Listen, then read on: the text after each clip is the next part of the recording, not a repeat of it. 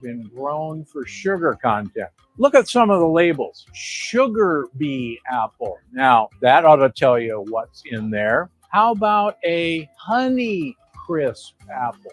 That ought to tell you what's in there. But if you're in the apple section, grab some crab apples. One bite is going to tell you they're pretty doggone bitter.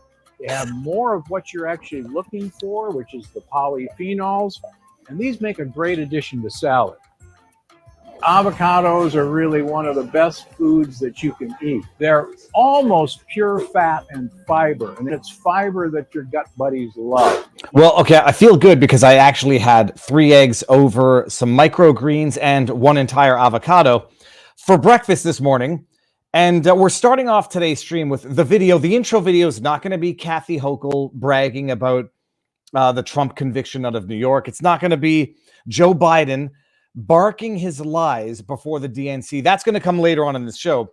We're going to start with something good. The sponsor of the day, people. We got 2 sponsors, which I'm going to cover in the beginning before we get into the stream, which is going to be, I hope you all know who Sam Sorbo is. If you don't know who she is, you're going to know after this, because I ran into Sam and Kevin Sorbo at a PragerU event up at the Breakers, and we started talking about life, homeschooling, and I've got more questions, and my wife and I might be thinking about something. My wife is popping in on the stream as well, so she's gonna come in because she has been getting into this. She read Sam's book, which we're going to get into. But before we get into any of that, gotta say thank you to our sponsors because they are awesome. So everybody, Dr. Gundy, speaking of digestive issues, this is caused by a potential toxin that's in all of the, quote, healthy foods that scientists have been telling us to eat, with fraudulent food pyramid for the longest time. There's going to be a theme throughout this show. Remember the food pyramid? Rubbish. And this potential toxin causes digestive issues, according to Dr. Gundry, a world-renowned cardiologist. This is affecting millions of people nationwide. Warning signs include weight gain, fatigue, digestive discomfort, and stiff joints, even skin problems. Well, Dr. Gundry explains these side effects are often mistaken for normal signs of aging because digestive issues develop usually over a matter of years and sometimes even decades. I can assure you that the damage is probably caused by these healthy foods, and it's far from normal. The good news is you can easily help fix the problem in your own home, and it's very simple. Go watch the video. You just have to know which foods are actually healthy, which foods contain the hidden potential toxin. Go watch that video. It's in the description below, but it's gutcleanseprotocol.com/Viva. That's gutcleanseprotocol.com/Viva. The link is in the description. After years of research, Dr. Gundry has decided to release an informative video to the public, free and uninterrupted, showcasing exactly which foods you need to avoid. And because there's a bit of a theme to the show today, education. Let me just see who's texting me here. Because there's a theme, it's education, health. The other sponsor of the day, a fantastic sponsor who we've worked with for a long time now, and I have this stuff and I use this stuff. Fieldofgreens.com. It's a little known fact, everybody, that you're supposed to have between 5 and 7 servings of raw fruits and vegetables every day. And although most of us aren't working to become Olympians, who doesn't want to feel stronger, healthier, and at the end of the day with energy left in the tank? That doesn't happen without good nutrition. Eat your greens, and even if you eat your greens, drink your Field of Greens. I drink Field of Greens. It's a whole organic fruit and vegetable, no extracts, no lab-made stuff. Just 1 scoop gives you real simple nutrition. You do 1 scoop twice a day. Substitute a bad habit for a good habit. It's desiccated, not a supplement, not an extract. It is USDA organic. It feeds your body with the fruits and vegetables medically chosen to support your heart, vital organs, immune system. You get steady energy throughout the day, no afternoon crashes, better sleep, better stomach, gut stuff. Field of Greens is my go-to for getting the nutrients I need, even on the bad eating days, which I don't have very many of. I'm sure you'll love it, Field of Greens. And if you don't love it, you can return it for a full refund. 15% off your first order, free rush shipping. Go to fieldofgreens.com, use promo code VIVA. Fieldofgreens.com, promo code VIVA. It'll bring you to Brickhouse Nutrition, and it's a fantastic product, fantastic sponsor. Support the parallel economy that makes you healthier and makes you smarter. And with that said, health and wealth, and what is it? Health, wealth, and wisdom? It doesn't matter. You need health and you need wisdom. And with that, wealth shall come, because wealth is actually just health and wisdom. I met Sam. We started talking. She made a lot of sense. And I'm like, I like your newsletter. Where can I subscribe? And here we are now. Sam is going to come on and talk to us. If you don't know, I'll let Sam I'll let Sam describe herself. She speaks 5 languages. I don't know which 5 languages. I was trying to look that up. But I need to know which, and I need to know how do you learn 5 languages? I'm French, English. I've forgotten a lot of Hebrew, but once upon a time, French and Hebrew were on the same 5. And bioengineering. You're gonna say, okay, Sam, I'm bringing you in. You ready? 3, 2, 1. And how goes the battle? It's like magic, and then I appear. It's technology for all of its potential, risks is an amazing thing. Yes. This is amazing. We met at the Breakers for the first time. I think I've been following Kevin online for a little while now. Kevin, we say the red pill, or he's exited the matrix. But we met at that Breakers event, and as you started explaining what you're doing in life, and it's fascinating and it's amazing. For those who don't know who you are, 30,000-foot overview. Which languages do you speak, and how did you learn 5 languages? I was an exchange student to Sweden in my senior year of high school. So Swedish is my second language. And I was really good at learning language. I learned it very quickly and very well. And so then I moved on to French, and then German and Italian. And I always say, like, with varying degrees of fluency, or can you maintain conversations in all 5 of these languages? I can maintain conversations, German and Italian being the most recent 2 actually went first. So if I don't keep it up, but people are typically a little bit shocked because I'm a mimic, I think. And so anyway, it's just fun. It's fun for me. I speak a smattering of Tagalog, a little bit of Russian, a little bit of Hebrew. I really love language. I love words. I wrote a book about words right here, Words for Warriors. Pick up your copy. I love words because words are truth. Now, I start typically with childhood, and I don't want to spend too much time on childhood because we need to know how it is that you end up where you are in life now. I want to talk about a little bit about the sordid life that was or is Hollywood, and how you exit that and discover, a light at the end of the tunnel. But if we can start from the beginning, born and raised in America? Yeah, I'm American. I'm American. And raised in Pittsburgh, Pennsylvania, born on the West Coast, raised East Coast. So I have kind of East Coast sense of it. My husband accuses me of being too New York. Lived for a while in New York, picked up some of that sort of brash, upfront, truth-telling New Yorker vibe, I guess. And my growing up is not sort of what you would imagine would turn out the likes of me. I was a good student. I hated school, and raised as an atheist. Raised as an atheist Jew. I'm a believing Christian. So yeah, it's not sort of what you would expect. Hold on, I did not know this, and now I've got more questions. Born Jewish? Yes. Okay. Well, this is.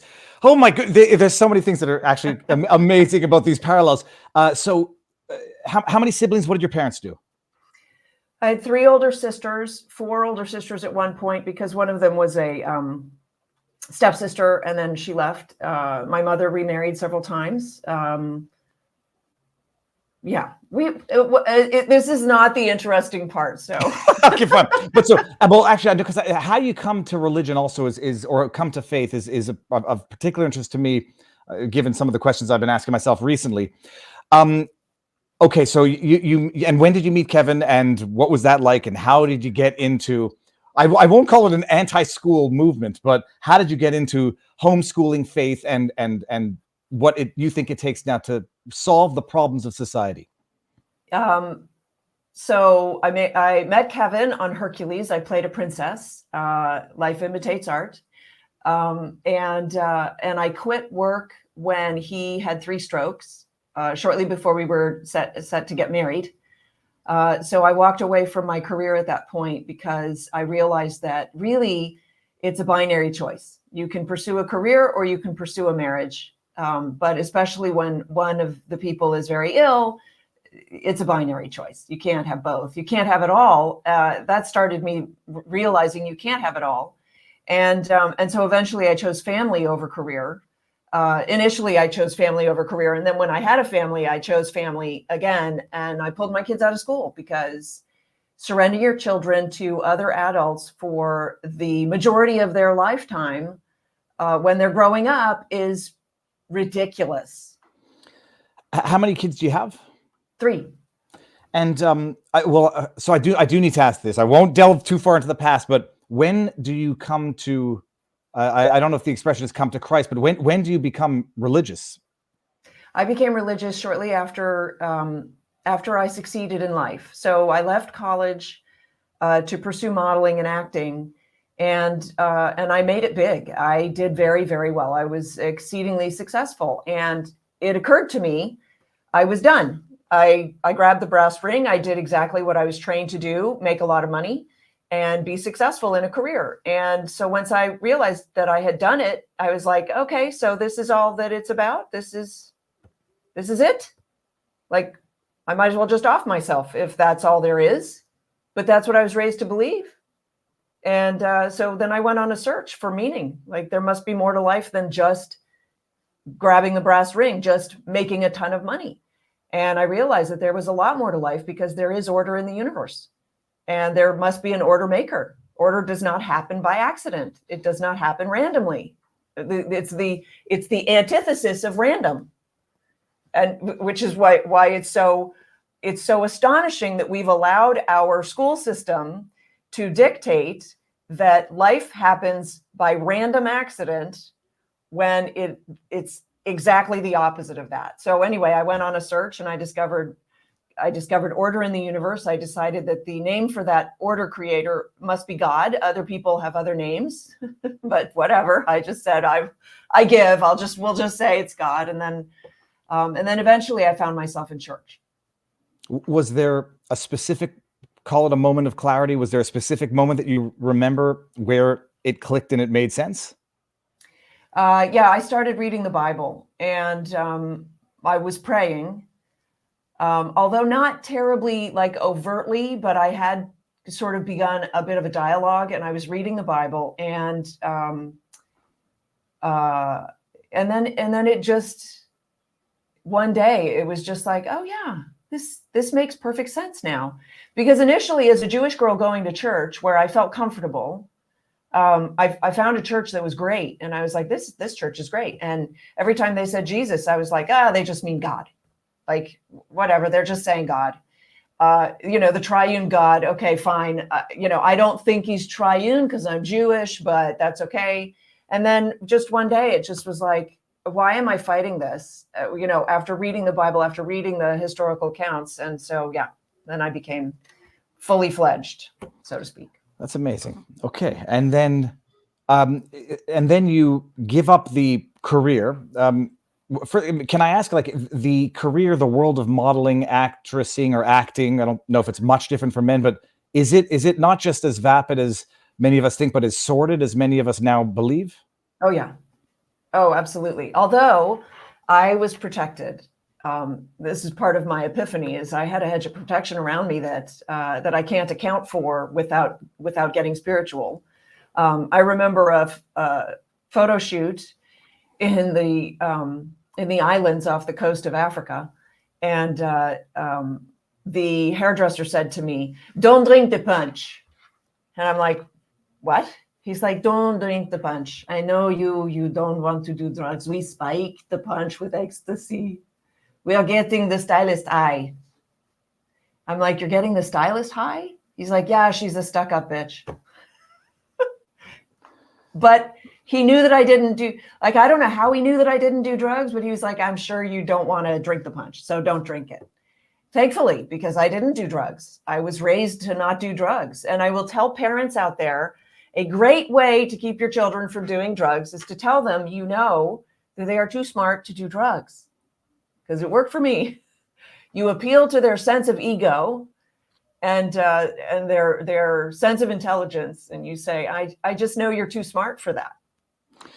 When you decide to give up a career, and I'm not putting it in quotes, it's everybody has, when you give up the career, what you've built your life to pursue, do you get not the blowback, but the judgmental stink eye from other women, especially, but maybe that's my own preconceived notion. Do you get the stink eye?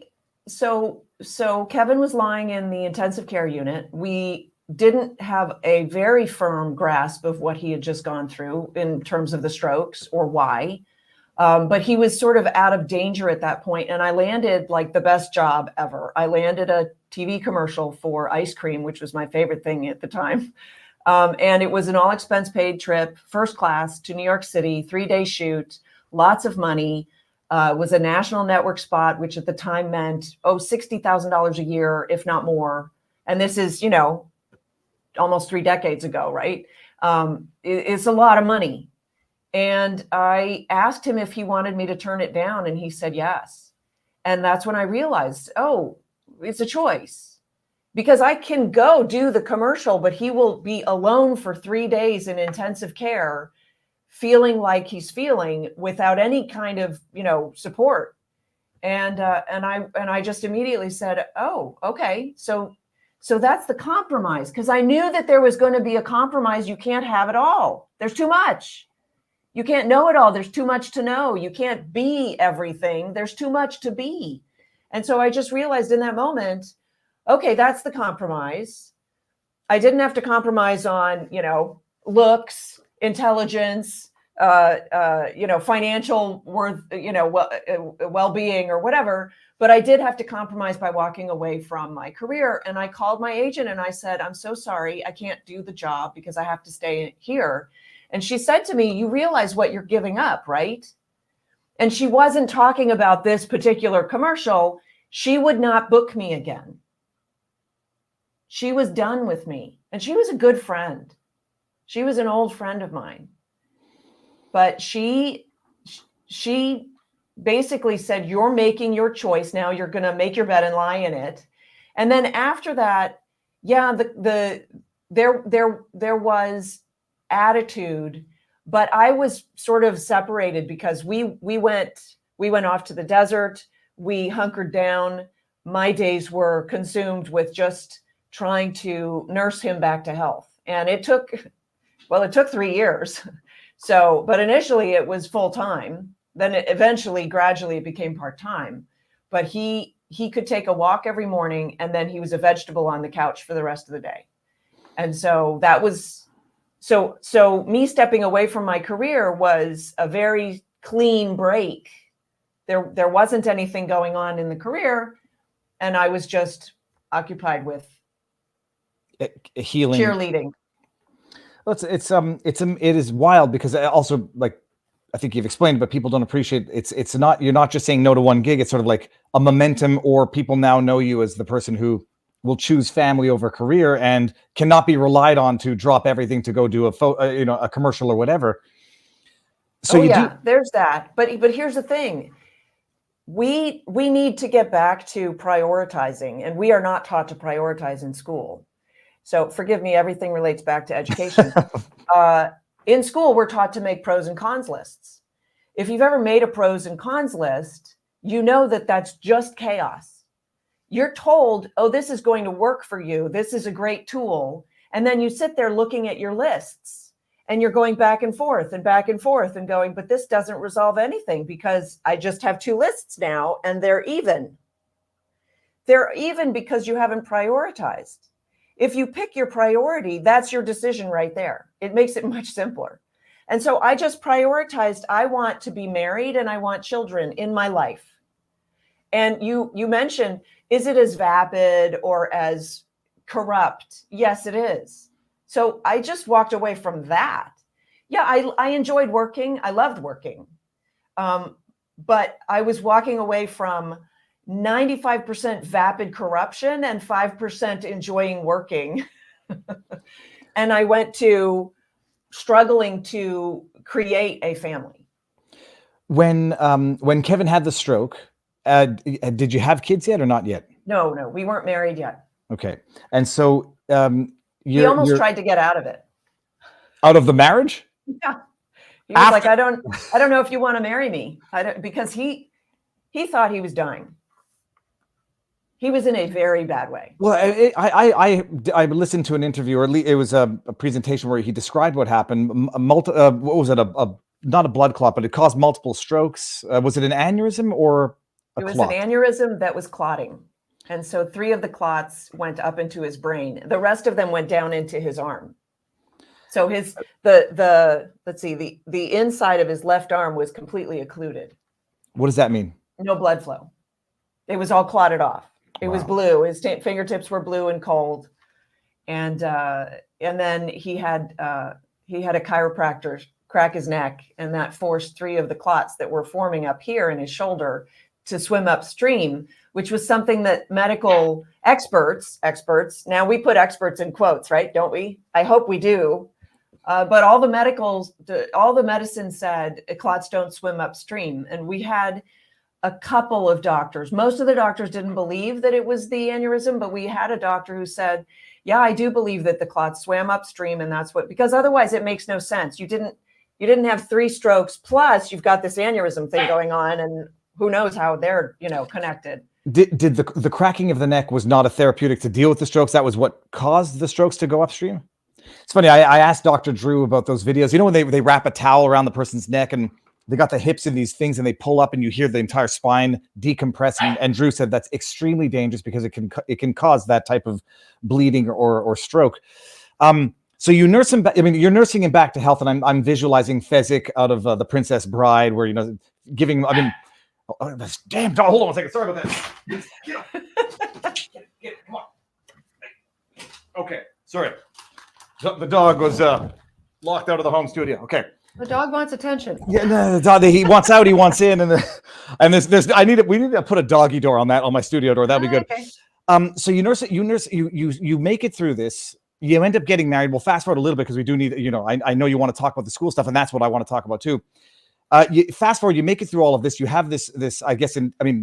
Intensely personal bonding experience that lasts. I mean, you're a savior of sorts.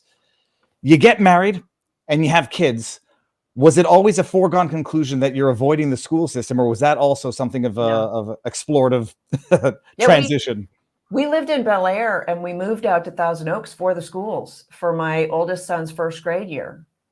And he went to first grade and he went to second grade in this cute little public school, really good public school, right? Because we moved for the schools. This was a good one. And they weren't teaching him. I was just really disappointed. And I don't know what my expectations were, but it wasn't meeting my expectations. And he was getting bored.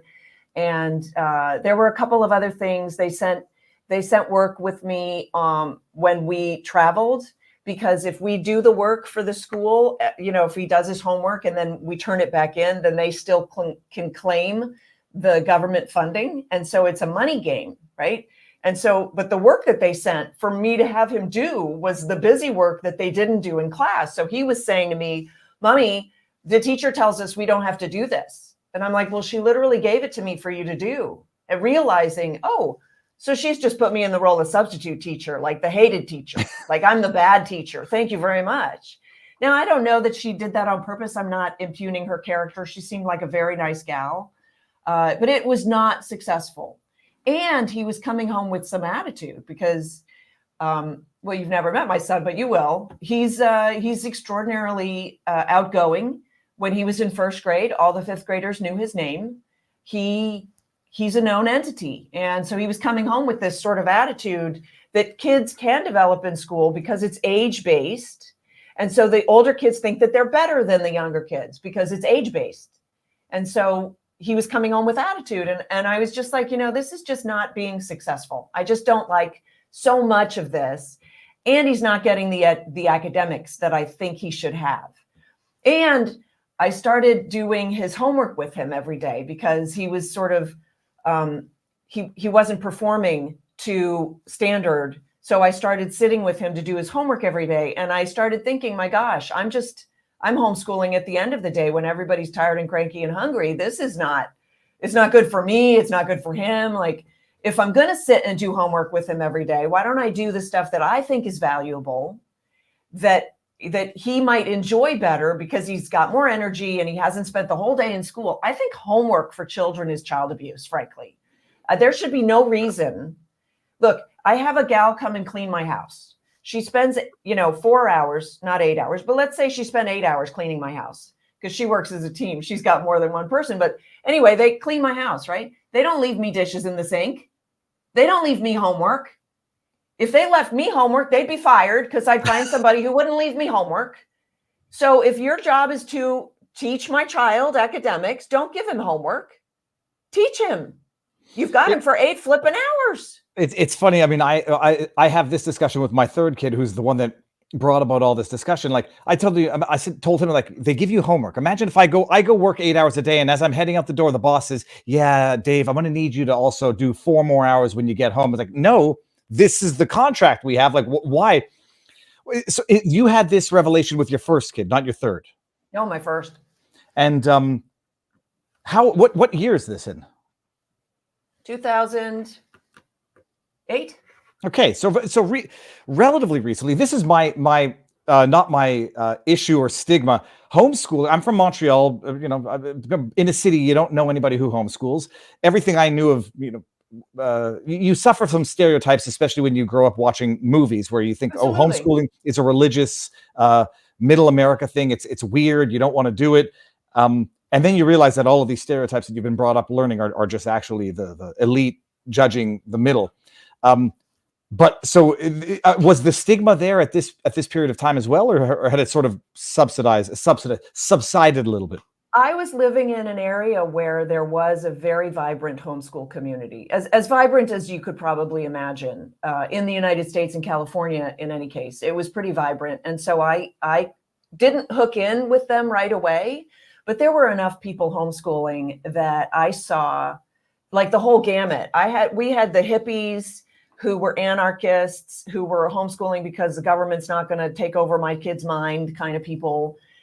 Which is what homeschooling now sort of has morphed into, but also from a religious perspective as well, because the government schools are religious schools, and we're just waking up to that now, right?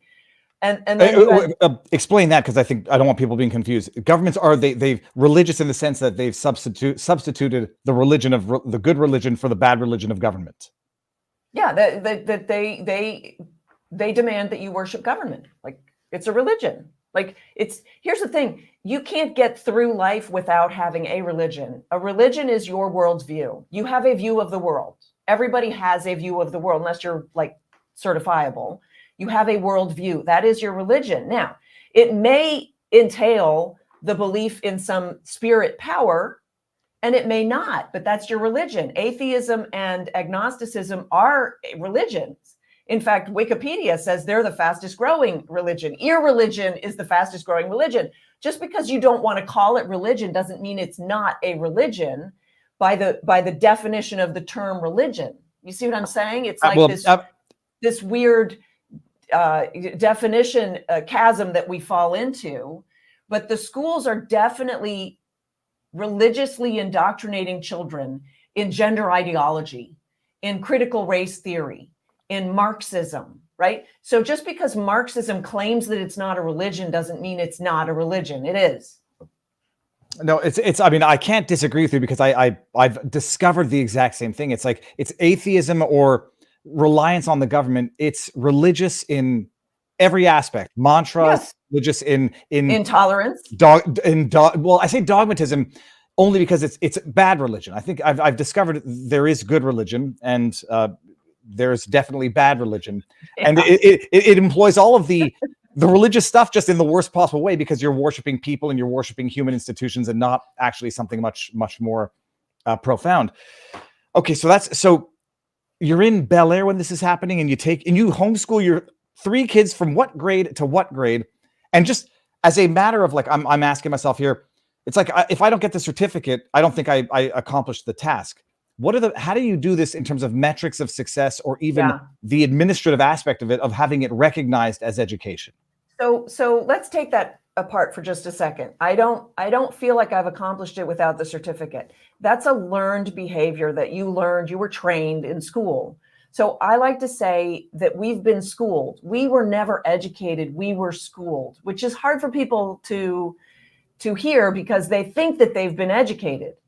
And maybe to a certain degree, they self-educated, right? But by and large, we've all been schooled. And so we think that we think that school is education because we were taught to think that school is education, but it's not.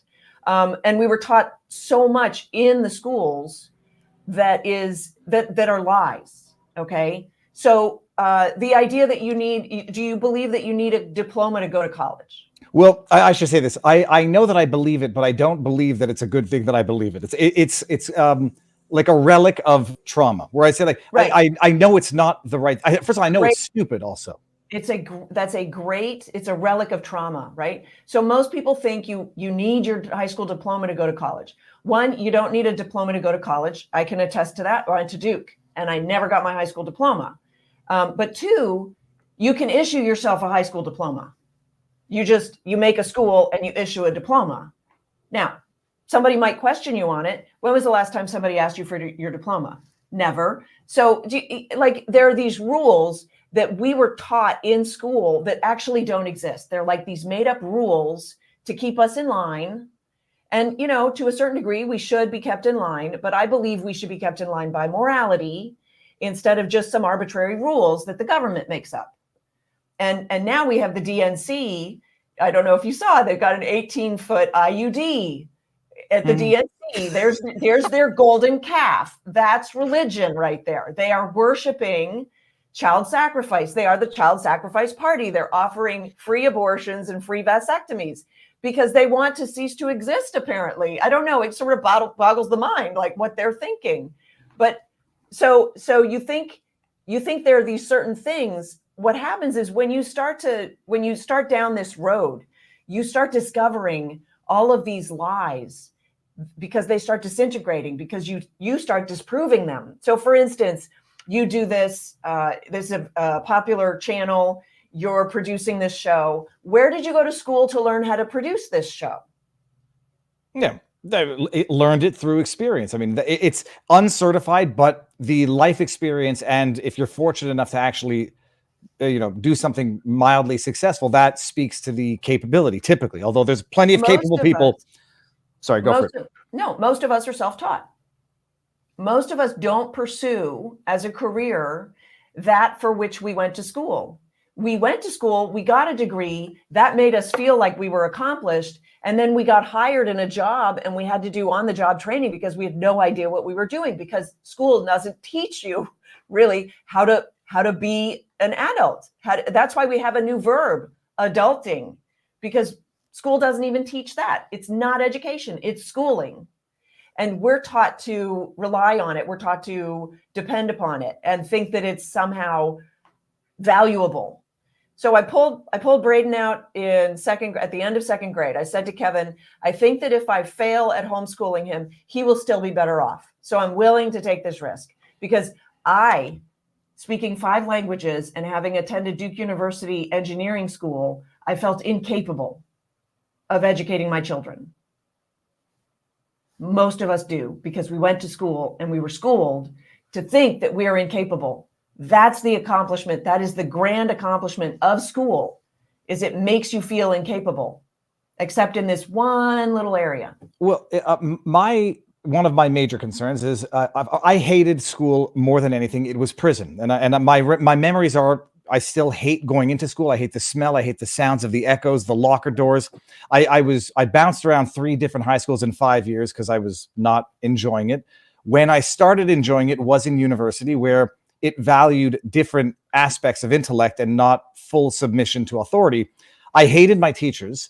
And my biggest concern, if we ever decide to homeschool, it's our 3rd kid who is like me, hates school. It's torture. And it is torture. I mean, it's about submission. It's about shutting up. It's about one of the talks you gave, raising your hands, sitting there like you need to get called on. I mean, it's prison. It's prison for kids. Yep. And he feels that way. My issue, though, is having been brought up through it. You do your time, and you're all the stronger, and you're all the more callous for it. But you hate your teachers. And my concern is, you do homeschooling, my kid's going to hate me the way I hated my teachers. And that's one of my hangups. No, your child hates you for making him go to school, especially because you now admitted that it doesn't really serve a purpose. No, so your child resents you now, right? Bring him home and say, buddy, this is a partnership. You're going to learn. We need to get this figured out, and we're going to do this together. but I don't want any back talk, because if I get back talk, if this doesn't work, you got to go back to school because I don't have any other choice. Right. And then he's invested. He's like, well, wait, Dad, we got to make this work because I don't want to go back to school. And you're going out on a limb for me. And so I'm grateful to you. You see, you reposition it. And then you figure out, what is his special gift? You know, my oldest son is extraordinarily gifted with social media. Where was he going to go to school to learn how to do that? And by the way, nobody can teach him because he's that good. He's really good on social media. He gets it. No duh, like he's young, so of course, but he really gets, he understands how algorithms work. He understands how to sort of game the system and stuff like that. I schooled him all the way through because I was so beholden to my own schooling, thinking that I had been educated. It took me until he was close to finished for me to realize that actually the focus on all the academics for him maybe did him a little bit of a disservice anyway. The fact that he was homeschooled made up for a lot of that. It sort of made up for it because he had the freedom to pursue his interests aside, going alongside the stuff that I made him do. So now I'm of the thinking, because my youngest is an artist. And so when she was like 11 or 12, I hit my knees. I was like, God, I can teach my oldest is an actor, aside from the social media, he's an actor. I'm like, I can teach the actor. I can teach the engineer. I really don't know what to do with the artist. So this one's a mistake and you're going to have to get this sorted out for me. And somebody said to me, well, if she likes to do art, maybe an anatomy class. So I ran upstairs and I said, Tavy, let's get you an anatomy class. What do you think? And she gave me this sort of like, well, bless your heart, Mom. But I'm already studying anatomy and I've been studying it for a couple of years now. And she showed me her sketches of like the interior workings of the human knee with labeled body parts at 11 or 12. Sounds Da Vinci-esque. And yes, because she's an artist and she knows I need to know the stuff that I want to know. And so I'm going to go learn that because I set her free. So even though she's highly academic, she was pursuing the academics. She's an introvert. So in all of her introverted time, she could pursue the art stuff, and she's highly gifted, and she's trained herself because we are, by and large, we are all self-taught. This is the other anomaly, or the other, lie from the system, is that you need a teacher. You don't need a teacher. You teach yourself. By the way, all the answers are in the books. So like if you're worried about how to teach your kid, if you're teaching from a textbook, the answer's right there. You just have to read it. But what is his interest? Why does he need to know trigonometry if he's going to be a fiction writer? Well, you know what I mean? Like in school, we just teach a bunch of stuff. Here, throw the book at them, throw everything at them, teach them all of that stuff. Don't teach them anything about real life, but teach them all this academic stuff because they might want to do something. That's not how learning should work. Well, my biggest revelation was that, I think there's basic things that they need to learn the basics so that they can then learn what they want to learn, and reading, basic arithmetics, and all these things. And where I'm coming, like, what I'm noticing is they're not even doing that. I don't know what the hell they're doing. Sam, you don't mind if I bring my wife on, do you? No. Okay, because I know that she has questions. Now she's getting nervous. Look at this. I can see her in the backdrop. I'm going to bring her in here, and I'm going to go on the, how do we do this? I want to go like this, and I want to go like this. Okay, that's my wife, Marian. Sam, Hi, Marian. I'm not getting nervous, but I noticed there's someone ringing the front door. Oh dear. You're going to get it? Okay. No, so, I think it's the neighbor kid. It's okay. So our house has become a communal school in any event. I take the kids fishing. They learn anatomy when we gut the fish. But Sam, I know we don't need the certificate, but there's laws, and the government says you have to go to school. Is there a practical advice for state by state as to how you get the homeschooling recognized, if anybody just practically wants to do it? Yeah. So there's a great website called HSLDA. It's the Homeschool Legal Defense Association. I highly recommend that you buy their insurance because they will protect you from the state, regardless of what state you live in. And they have all the parameters on their website of what needs to happen for you to legally homeschool in your state. It is legal in every 50 states, every one of the 50 states. In Florida, it's pretty simple. You simply tell the state of Florida, I will be homeschooling this year. In California, it's very similar.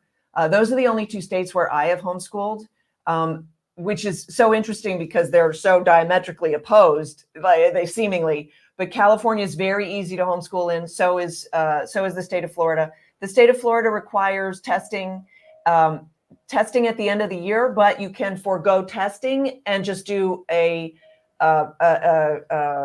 meeting with like an administrator type who is, certified by the state and can evaluate. So you just do an evaluation, which is what I did because I don't believe in tests. I'm a horrible test taker. And so I just never wanted to put my kids through that because I have anxiety issues about tests. But so for Florida, it's really simple. And by the way, their test, their evaluation needs to answer a single question. Did your child learn this year? Pass. So that's your metric. And by the way, that's a more rigorous metric than is implied in our schools. It is child abuse to send your child to school at this point because of what they're doing to children. I interviewed a gal on my show yesterday. I do a show on Patriot TV, and I had her on. They transitioned her 13-year-old without her knowledge when she found out because the 13-year-old slipped up and said, well, we had a meeting and they asked me what bathroom I want to use. She called the school and the school said, it's none of your business.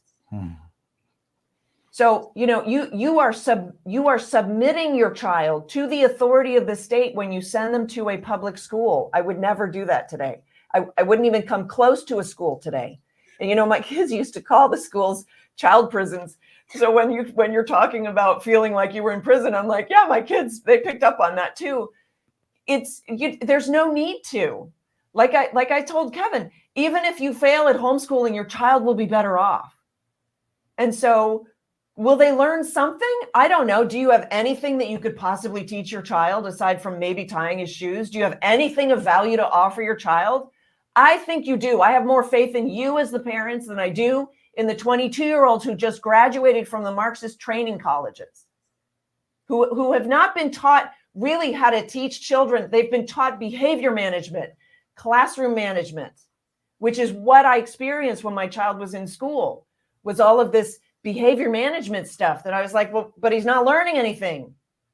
Oh, but I sat him next to our misbehaved child and he was such a good influence on him. Not his job. It's funny. So I did pick up your book, which I think if anyone's interested is really interesting. And this idea of social, like we think of school as being somewhere that they go and socialize. And last year, it was so obvious that our son was in a grade 2 class with very few boys. And so with the few boys that were in the class, the dynamic was totally off. It was a new teacher. She had a really hard time with these 4 boys and she kept splitting them up. And I'm a neuroscientist, and something I could tell is that he was in pain. He was in physical pain that every time he wanted to be with his friend, he couldn't. He could he couldn't be with him in the lineup. At lunchtime, he wouldn't eat lunch because he was so excited to go and play with his friend, and then he would get in trouble for wanting to be with his friends. And then he wouldn't eat lunch. He would be angry in school because he was so hungry, and the teacher would be like, well, he should have eaten at lunch. And so then they would separate them at lunchtime. And so it was just like this vicious circle. Yes. This idea of socialization is and those are the experts. Those are the experts. And by the way, like, that's what I ask parents, because that is like question number 1 or number 2. What about socialization? I'm like, what makes you think kids are socialized in school? The only reason that we believe children are socialized in school is because that's the only opportunity we give them in today's culture. And so it's like correlation is not causation. Can I say that? And people understand what I mean? It's like, just because they happen simultaneously. And by the way, if you talk to high schoolers today, how socialized are they? Not very. Well, that's one of my theories also, is that it trains them for the wrong things, which is why adults, I'm firmly convinced, behave like high school kids, just at a bigger level. And the Why they're socializing. all voting Kamala? No, they learn the wrong lessons, and they learn like you would. Now I don't remember if it was today or during another thing, where the hierarchy where everything's age based, and so like the older kids that are taught that they dominate over the younger kids, and like people bring that mentality into adulthood, and it's what makes adults assholes. Some of them, at least. Or they categorize them now as enriched or not enriched.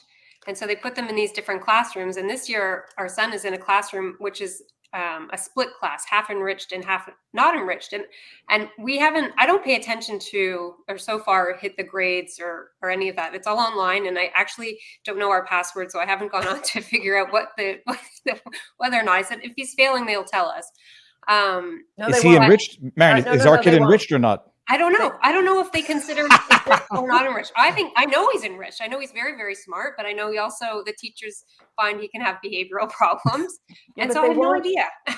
They won't tell you if he's failing until it's too late, really. Like until they say, well, we're going to have to hold him back a year because he's failing. You'll discover things after the fact, and you'll be like, why didn't they tell me? They don't have time. They're busy doing other things. The idea that he is stuck in school, and if he is in fact enriched, which I'm sure you're right, I'm sure he's very bright, then he's bored out of his skull, and he's being abused by basically taunting him with his friends, and they're not allowing him to go to his friends. Like it's really the worst of all scenarios. Whereas if you just, and by the way, he's a boy, right? He's second grade. You said he's second grade, Yeah, so he's now 8. he's in third grade.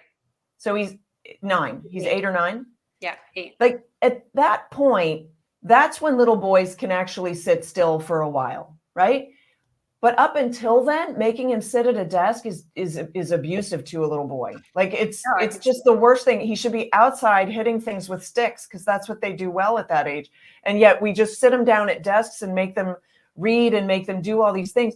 There's no timeline that you need to adhere to. If he should be reading potentially at this age, great, give him good books and let him read, and just make that make that his education. Like you need to read. There's a whole focus of education. It's escaping me right now. I'll think of the name in just a minute, where basically it's just reading the good books, and you'll be exposed, if you read these good books, to all the history, all the science, all the math, really, that a person needs to become successful. Because at the point where you differentiate yourself, you say, well, I really want to be a neurosurgeon.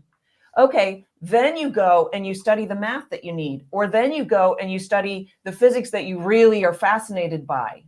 They have so overcomplicated school so that we are frightened of educating our own children. But let me tell you something. This nation is the greatest nation on earth. There's a reason for that, because it was created by 56 individuals who got together and decided how this nation should self-govern. That was a brand new thought.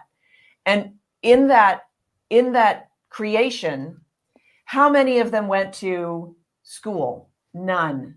They were all homeschooled. They all read original documents. They read the Bible. They read the Magna Carta. They read all original documents, and they came up with the most brilliant idea in human history. Created the greatest advance of prosperity for the entire world, and they were all self-educated. They were all basically homeschooled. So why we think that school is the great experiment, and it is an abject failure. Why we subject our children to this failed experiment that other people have trained us to believe in is beyond me. School is a religion that we should stop believing in because it has disastrous results. It is. Well, my biggest revelation was I drove from Florida up to Montreal. Marian and I took the kids, or at least 2 of the 3. We went to Milwaukee for the RNC, drove through Toronto. Oh. And as we're driving, you realize that they're seeing things. They're seeing the states physically with their own eyes. They piece together, like farming states versus coastal states.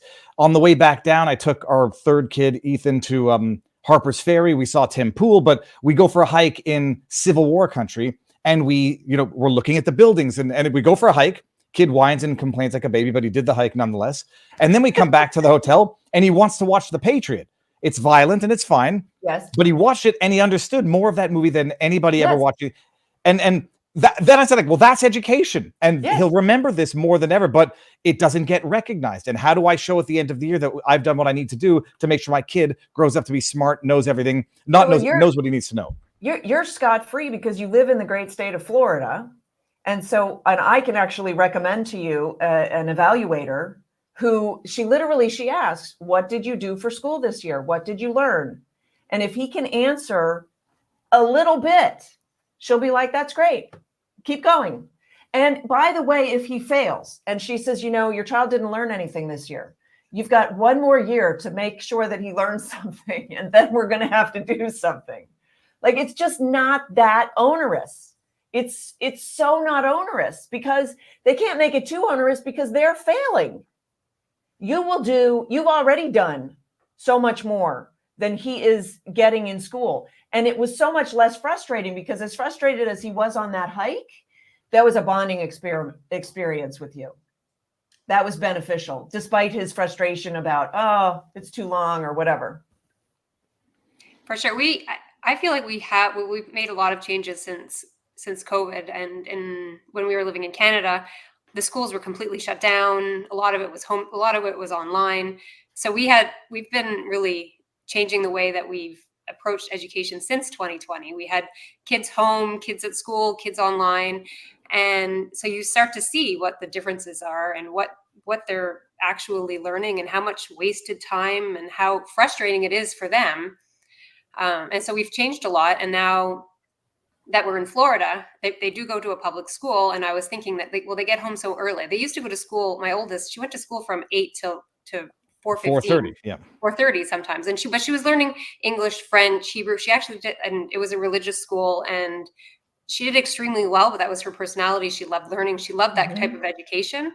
Mm-hmm. But then here in the public school, I say, they get home at 2. We'll still have lots of time to do the extracurriculars of, we wanted to do French and piano lessons and those things. I said, we still have the afternoon, but they get home and I can see he's defeated. There's just like, and then for me to come in, it's like, no, I've already done school. Like that is all I can ask. And that's true. It's like, the rest of the day is whatever he wants to do because I don't feel like we can add more things, but they are killing his spirit. Yes. Stop. Please stop. Please, today when he gets home from school, give him the greatest news of his life and say, you know what? We've decided you don't need school. We're going to homeschool you. We're going to have fun. We're going to figure out how to get you educated. And you're going to join us in this endeavor because this is about serving you and making sure that you're not frustrated anymore. And then maybe a little bit of an apology that we frustrated you for so long with these silly school people. I was brought up that parents never apologize to their children. I'm joking. Joking. How'd that work out for you? Well, I did go to 3 high schools in 5 years. He started a law firm with his father. They're now very close, but they did have a. Yeah, my I saw father someone in the chat say you should have a little bit of a bad relationship with your father at some point, and maybe that's true. Well, I mean, mine happened to have lasted 5 years, but that might have been a little too much. But we have this cultural identity that teenagers rebel, right? Everybody admits, oh, you got 3 teenagers. Oh my gosh, that's got to be a handful because they're all rebellious, right? Wrong. I had 3 teenagers. My teenagers never rebelled because I kept them close. Our relationship is so astonishing to me because it was never my intention to have great relationships with my kids. That's not why I homeschooled. But because I homeschooled, we have such an incredible understanding, and they give me advice and I take it sometimes, and I give them advice and they take it. And you can have that relationship with your child. You don't need to have a contentious relationship with your child. The only reason that you go into this contentious relationship with your child is because the school forms a wedge between the child and the parent. Yeah, we have one teenager, and I feel the same. She has not any rebellion in her. Well, she would succeed in prison. I mean, she would I succeed know, in literal but that's prison. what I'm saying. And then I see Ethan, and obviously he's very much like Dave. And I think something else you brought up in the book was that the schools are not the same as they used to be back in the day. And Dave got away with a lot. He would not have gotten away. I don't know. Davis shared many of the stories. He would not get away with what he got away with in school now. And if I had done today what I did in high school, I mean, I would be banned for life from society, because I mean, it would literally, like, I would have been put on a list or put in an institution or whatever, or jail. I mean, at some point, it got old enough to be in jail. Sorry, Sam, that was a question for you. No, it wasn't. It's a comment. No, the general question is that schools are not the same as they used to be, and we have this romantic idea of what the schools are. We're sending them with this, a single teacher, and they've changed so much. I see it with our school now. It's one of the best public schools in Florida, probably. But they're so focused on stupid things. Right. Let me say this. We have this tendency to personalize the failures. Oh, I couldn't learn math. That's on me because I don't have a math brain. There's no such thing as a math brain. But we tend to personalize, like, I couldn't learn math. It's my fault that I couldn't learn math. But I really excelled at history. I had great history teachers, and school was great for teaching me history. And so we corporatize the successes because we have been schooled not to blame the school for anything, to think that school is the normal, school is the good, school is the best. And so any issues that we personally might have had with school, that's personal to us. We're the outliers, but that's wrong. So your daughter's an outlier because she's maybe the part of the maybe 10% of kids who really like the structure, the rigor, the academics, the tests, like the striving that the school environment creates. And good for her. It works for her, right? But for most kids, it doesn't really work. And they get by and they struggle, and it's not the best. And they struggle with bullying, and they're not the most popular. And they struggle with the social media aspect that happens in school, the social aspects that happen. And then there's the bottom 15%. And I say bottom just because, we're talking about a scale where maybe Ethan is, where it's just not working for him. It's just really not successful. But I would argue it's really not successful for most of the kids, 90% of them. Well, even with our oldest, who does succeed, I mean, she teaches herself. I mean, she could have no teachers and she would still be able to do it. And right. And so okay. So she's just functioning within the parameters that she's been doled out, right? And she's just making it work for her. It might have been better if she were homeschooled and she could just, go at her own pace. She might have been graduated by now. She might be, Yeah, go ahead. What I have found here in Florida, which has been different for her, is she's starting grade 10 now, and she's taking the senior classes. So she's already, and she's figured it all out. She has all her aces. I don't even know. I can't figure it out. It's beyond me, all the different programs, but she's very disciplined, and she's figured it out. And she's also doing a theater program, which is something that it's very extracurricular. And so it's something that I never would have thought for her. I'm in science, and Dave is as a lawyer. We have very academic backgrounds, and yet she's been kind of drawn to this theater program and really enjoys it. And so we've kind of let her decide what to do, and because she's so mature, she's been able to just well, I happen to think the practice of law is all theater. But Sam, here, this is the thought process that I've had. It's sort of the devil and the angel fighting with each other. When a kid doesn't want to go to school, and Marian makes the joke, it's because they love being home, and they like being home on the weekends. Mondays are terrible. And then the schooled part of me says, well, part of being a good parent is building a kid to be able to not creating that dependence, an unhealthy dependence between child and parent. Like, they have to be able to leave the house. They have to be away from parents, and they can't cry every time. And then I'm thinking, on the one hand, maybe that's just an excuse or a coping mechanism. And then flip side, maybe they would have no problem leaving if they weren't always in such distress when they were forced to go to that freaking prison day in and day out for 5 days a week. Right. So the key word in what you just said is unhealthy, and how you define the word unhealthy. And I suspect that you're defining it culturally, how the culture defines unhealthy, which is, oh, children shouldn't be attached to their parents. I firmly believe children should be attached to their parents for as long as it takes them to detach. The goal is for them to detach, but detachment at the age of 4, I think, is entirely inappropriate. At the age of 3 is entirely inappropriate. And even at the age of 8 is inappropriate, because children need their parents.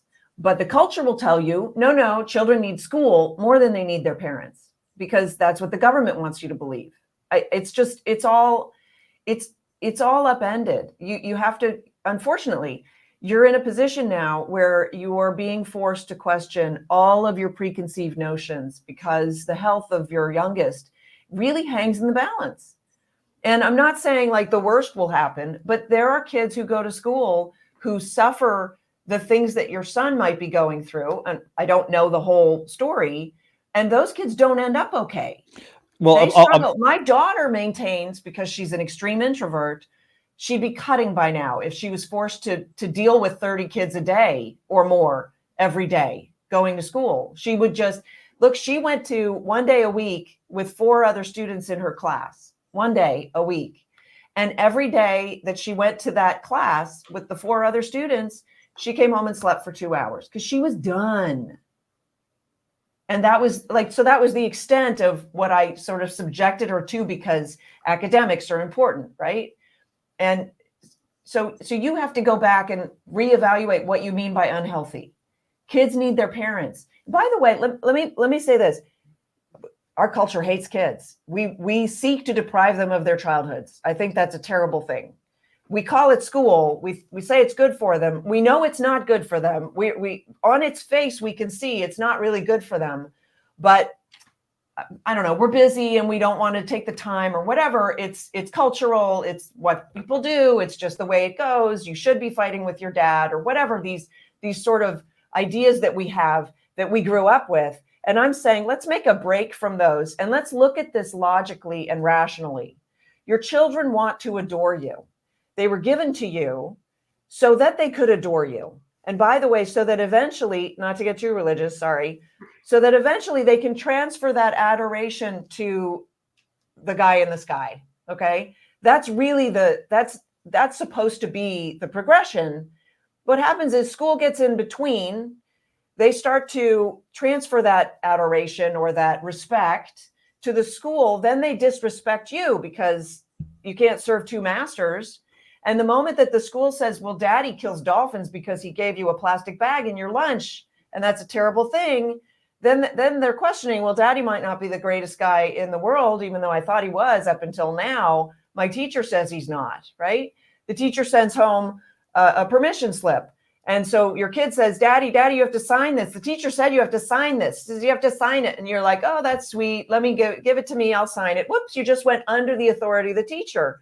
So now there's a conflict for that child. I say, let's remove all of that. Don't force the child to choose. Keep him with you. I'm just going to bring this up just so everybody knows. Sam was being facetious when she said we can't get religious. The interesting thing is I've been listening to Jordan Peterson's interpretation of certain biblical verses as well. And he talked about the analogy between parents and children and humans and God. And there's an analogous comparison, which I find compelling. Everybody who says, I find it very compelling. It's worth listening to. What was I about to say? Oh, I'm sorry, Sam. I wanted to bring this up because this one does, Marian and I, this has not happened to our kids. I have a morbid fear of any mental medication, but schools also recommend drugging children who they consider to be ADHD. It's not considered normal to be distracted. Such bullshit. We've had, not with our kids, but experience where we're talking and that's what someone told me their school said to do to their kid. And I'm like, I know your kid. We're related. The kid's beautiful, magnificent, and whoever suggested that is a criminal. But that's what it takes to get an 8-year-old kid to sit down for 6 hours a day and focus. It's a wild, broken system. Yes, it's not broken. It's working exactly as it was designed. That's what I'm trying to make people understand. It's not broken. It's very bad. It's evil. It's not broken. They will suggest drugging the child because it's easier for them. If the child's on drugs, that's easier for them, and they don't want to work that hard. They went to Marxist teaching colleges. They don't want to work hard. They just want to turn out little Marxists. That's all. And it's all abuse. I mean, look, the state of Vermont, the Supreme Court in Vermont just ruled that the school may administer vaccines against the parents' wishes. They don't have to check. They don't even have to know.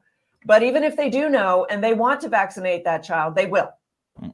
That was one of our two red lines in the sand to leave, or red lines line in the sand to leave Quebec. They basically changed the Youth Protection Act that gave the government authority over parental authority to, do what they think is in the best interest of the kid. And that's, by the way, it's not, see, we're raised to believe, because we went to school, government is this sort of beneficent, beneficial sort of entity that's just looking out for your best interests. No, government is a collection of puny bureaucrats who are twiddling their thumbs trying to figure out how to control other people more. I'm going to get some questions here if you don't mind, Sam. These are a couple of them for you. How do I do this? Share screen, go over here. And this is from Rumble. It says, Sam is amazing. Just hearing her is healing my inner child that went through school hell. That's from Brain Socks. Book recommendation, Poison Drops in the Federal Senate, Zach Montgomery, 1886. It will forever change the way you view the school. NDNY Gren.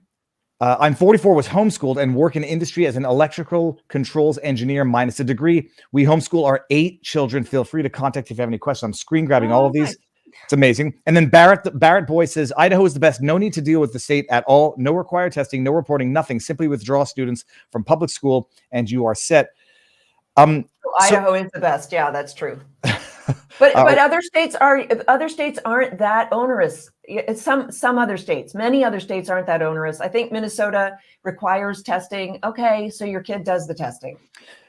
How do you any practical advice on what they call, Marian? What is it called? Podding? Oh, homeschool pods. Homeschool pods. Like when you're doing this, one of my concerns also, like at least our oldest makes a lot of friends and made friends in school. Our youngest, all of the kids, the friends are neighbors. So, I mean, in terms of this, not the socializing in the wrong way, but in terms of getting them to meet other people, do you do pods, or is it extracurricular afternoon stuff and through regular life that you get a kid to meet other kids? Yes, all of it, any of it, maybe none of it. It depends on the child. My oldest, when he was in first grade, he made his own play dates on my phone. People would come to my house and say, oh my gosh, are you okay that I'm dropping Joey off? I just realized I never spoke to you directly. So that was my oldest because he's an extreme extrovert. My next 2 were both introverts. They only had one friend ever. That's all they wanted. They didn't want more friends. Well, do you want to invite other people to your birthday party? No, I just want Aiden. Okay, we'll just have Aiden over for your birthday party. Meanwhile, my oldest is like calculating, if I invite the family, do they bring more gifts, or should I just invite the child? Like, you know what I'm saying? So kids are different. And by the way, parents are different too. And so that also, there's a bit of a learning curve for parents, right? If you're an extreme introverted parent and your child's an extrovert, that might be a challenge for you, but you gotta buck up, Buttercup, and get it done, right?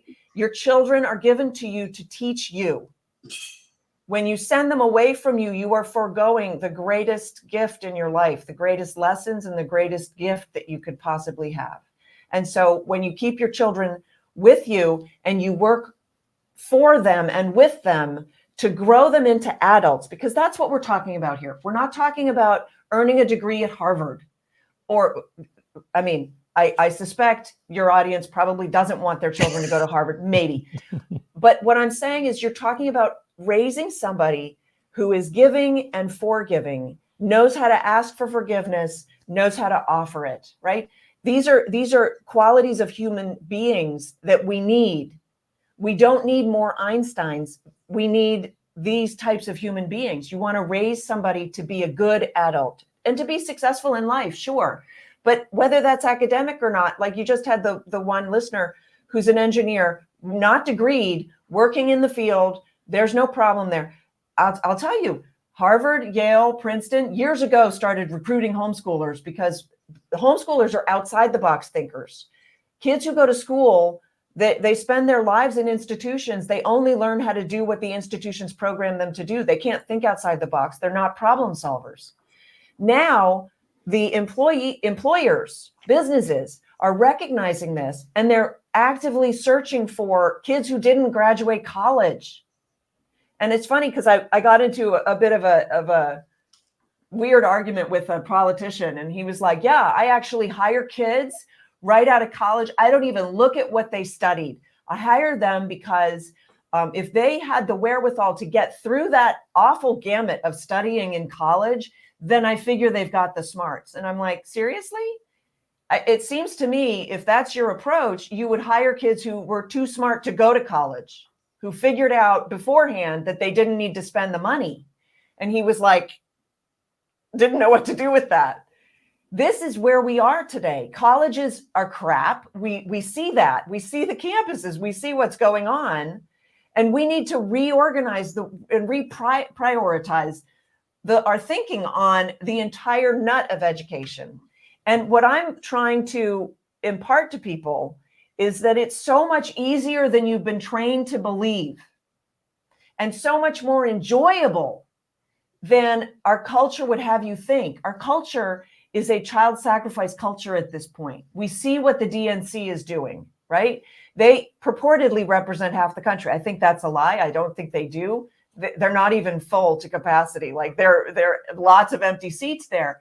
But our culture is pushing us to hate children.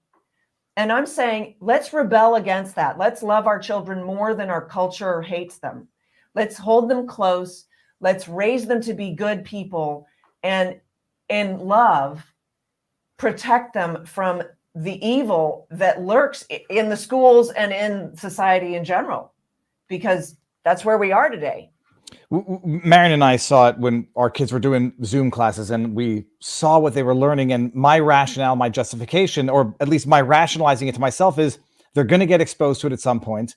I prefer to have the discussions than to shield them or not expose them to it.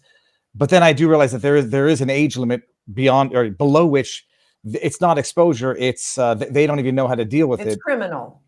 They're going to have sex at one point. 6? Is 6 too early for sex? Yeah. There are age limits. Yeah. So my point is, don't expose them to it until they need it.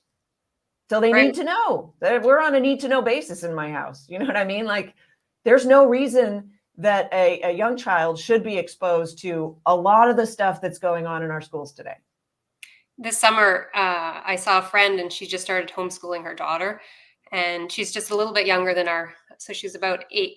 No, she's 9. And we went for a hike, and we actually just picked up one of our kids from camp, and all the counselors had their pronouns on them. And I had mentioned it to her just very, very casually, just between us, not thinking that children were even listening. And her daughter right away said, "What's pronouns?" And she had no idea. She was like, and her mom's like, "Oh, we'll talk about it." They didn't really discuss it, and we just kept hiking. And I just thought how refreshing it was. It hasn't even been an issue. Like, it just doesn't get brought up that a 9-year-old doesn't need to know what pronouns. Nobody should have to know what pronouns. The whole pronoun thing is because you think I'm talking about you. I need to know your third person pronouns. I'm not going to mention you. You're done. You tell me your pronouns. Those are pronouns I'll never use. No, but it's people don't appreciate that. It's the most trivial form of domination. This is how you shall refer to me when speaking about me to somebody else, because necessarily you don't refer to someone you're talking to one-on-one with he, him, whatever. It's you, and we're here. This is how you shall refer to me. I'm royalty. When you talk about me to when you others. speak about me to other, you know what? I'm not going to mention you, and your ego is way too big. But yeah, you can avoid a lot of that, and then you choose the time. So I love the fact she's like, "Oh, we'll talk about that later. It's not important." And it probably won't come up. And if it does, she'll probably say something like, "It's just people acting silly. There's really no reason to focus on it." And keep it going until it's really time to have that conversation. Yeah. Yeah. They ask 2 or 3 times, and then you have the conversation. But well, they're going to watch TV. They'll see it on TV, and then you'll have. Yeah, well, they're not watching much TV. I gotta know who this is, Marian. Don't tell me now. Tell me later. I know who it is. The irony is, so there's your pod, right? There's an opportunity for some sort of a pod, and Right. all a pod is it's basically a friend group that homeschools, and it can be everything from we have classes together to we just get together, the moms have coffee and the kids play in the park. Like it can be any version of that, and you can just do a play date in the park with somebody who you found out is homeschooling, and you go when no one else is at the park, which is what's the lovely part about homeschooling, is that your hours are your own. So that's sort of the pods. Now, I did Classical Conversations. They don't pay me. They are an international homeschool co-op. They give you all of basically from grade 7, it's school in a box, highly academic. That's sort of the other end of the spectrum. Do not ever do K through 12. That's government school at home. That is designed for your failure. It is designed to make you fail and give up and put your kids back in school. So don't do it. And then there are also just online academies, which if your child is extremely academic, that might be a good option. But for an 8-year-old, I would never sit an 8-year-old down in front of a computer. Maybe 10 years old, a class or two, but not like an all day thing. I would never do that. If you give your child good books, that's really all they need. I know it sounds ridiculous because you're like, but what about math? Okay, get them a math workbook if you want. They'll get the math. And it will come almost supernatural. It just naturally it'll come, right? Because you'll sit down, you'll go, you know what, let's bake some cookies. Okay, we need 3/4 of a cup. Do you know what 3/4 of a cup is? No. Okay, let me explain that to you. Like, you're not an idiot. You have lots to offer your child. You can teach your child a lot of things. You've got a lawyer and you're a neuroscientist. Scientist, yeah. Yeah. I have a PhD. You have a PhD. Like, you're super smart. You've got a lot to offer your super kids. smart. We went through the traditional. The funny thing is, I think I know who my wife is talking about in terms of who's homeschooling. And you got your dichotomy where you got your hippie liberals, and then you got your extreme MAGA Republicans who are all homeschooling now. It'll be the great unifier at the end of the full circle in some ways. Yeah, well, I mean, it's when you realize it's like meets it down in the middle. Right. But let me say this, just to feed into this a little bit. Ben Carson's mother insisted that he do a book report every week. She couldn't read. You can teach your child even stuff you don't know. You can teach your child. I taught Latin and I learned it as I went. So it's children are sponges. They want to learn. When they go to school, the curiosity engine is killed, smothered on purpose. Don't do that to your child. Feed the curiosity engine. He will far exceed any of your wildest dreams. Any of your wildest dreams, you're going to go, oh my gosh, this is the secret sauce. Why was this hidden from me? And then you're going to get angry because when you have this relationship with your child, you're going to go, the school wanted to rob me of this? How dare they? And that's why I'm on this crusade. Sam, you mentioned it, like I say, not money in the greedy sense, but playing poker with kids, they will learn math real quick when you have 25-cent pieces, $1, $5, etc. I'm trying to think. The baking is another. Yes, baking. I used to take my kids garage sailing. Teaches them negotiation because everybody will negotiate with a child. And so they go up and they go. I remember my son asking me. He said, "Mom, they want a quarter for this. Should I offer him 15 cents?" I'm like, you know what? A quarter is fine. Like, don't negotiate under a quarter. Let's make that the deal. Like.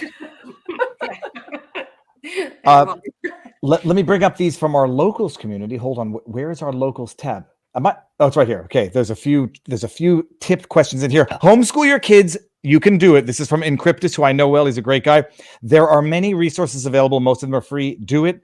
Roostang says, if you trust the teachers' administration and the so-called educator activists deeply embedded in the public school system, you may be in for a nasty shock when they come out screwed up with neo-Marxist. That's the thing. I've met the teachers. Why do you trust the teacher? Do you know the teacher? I don't. I don't trust, but I certainly engage in the discussions when we come home and say, what did you learn? And we talk about some of the teachers who clearly are going through their own things. Yeah, well, I just saw a video of a mom complaining to the school board. Her son was sodomized by the kindergarten teacher. He was 4 years old. He's traumatized for life now. She's picking up the pieces. I'm telling you, it's not worth it. It's Russian roulette, except that the gun is loaded 5 chambers instead of 1. It's Russian roulette with your kids, and it's your kid. It's not worth it. And even if you want to try and get involved, which is something that I've tried more recently, there's so many rules. And it's all just. And why? Why are you spinning your wheels that direction when you could just be devoting all of that time only on your child? Well, it's like it's almost like it's bad math. Where like Marian and I, or Marian more so than me, but we get involved. But it's almost like you get involved to supervise and undo the damage. Where it's like it's actually it just gives you a closer view of what's going on. We had a class party, and first of all, you have to the majority of the focus here is on security. There's so much involved into even just entering our school because of the school shootings that they focus on security. You have to get badges, you have to pass tests. Like we had to actually do an online test and register with anyways. So you get in and then you want to have a class party, and then the rules start with the class parties. You're not allowed to bring younger siblings. You're not allowed to dietary stuff, kind of baked goods. Yep. Like how do we have these class parties and we're not allowed to bring anything that we the security, it's a commie party. It's a commie party with scarcity for everyone. Yeah. No, the security one. Favorite chips. the security always blows my mind because you got to show photo ID to get into a school if you're 5 minutes late. And I'm sitting there waiting for them to come open the door. Meanwhile, 5-6 people go in, open the door. If I'm a bad, it's just it's the illusion of safety. It's the administrative state just making rules, and you have to follow them. And I'm sitting there with my kid, and he's like, "Why don't you just go in the door?" It's like, I gotta wait for the adult to come out because I don't want to get in trouble for going in when I don't have ID. It's the illusion of education. Yep. Listen, I have to go. I have a 2 o'clock. I know. I'm sorry. And I said, okay, I was going to do another show. We're going to end this. We'll say our proper goodbyes because I was going to go. I'll do the DNC stuff later today. Sam, where can people find you? What can they do? Follow you, et cetera, et cetera. What do you want to say? And then we're going to say our proper goodbyes afterwards. Okay. Go to sorbostudios.com. Sign up for the newsletter. I do a lot of homeschooling there also. My website is samsorbo.com, but you can find it if you just navigate to sorbostudios.com. And then tune into my patriot.tv show. That's the website, patriot.tv. And it's subscription-based. It's General Flynn's endeavor to have a truth-filled platform. And so I do my show there every day at 4 Amazing. Eastern. Everybody who wanted to hear me bitch and moan about the DNC thing last night, I'll start a separate stream in 20 minutes. Sam, stick around. We'll say our proper goodbyes. Marian, I'll see you upstairs. But hold on. Everybody out there, thank you for being here. And I'll put all the links in the pinned comment. Booyah.